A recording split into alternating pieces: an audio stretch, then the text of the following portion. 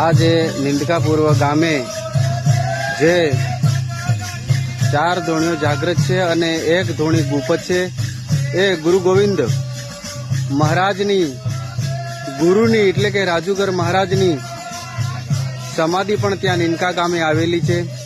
એ ગામની અંદર આજે ભજન કીર્તન છે। ચાલો તો આપણે ભજન કીર્તન દેખીએ અને જાગૃત ધૂણી કરી છે તે ધૂણીને આજે આપણે મુલાકાત લઈએ। મિત્રો, આ વિડીયોને એટલો શેર કરો કે નિંદકા ગામની અંદર આ રાજુગર મહારાજની સમાધિ આવેલી છે, તેમના આપણે દરેક મિત્રોએ દર્શન કરવાના છે। જય જોહાર, જય આદિવાસી, જય ભીલવંશ।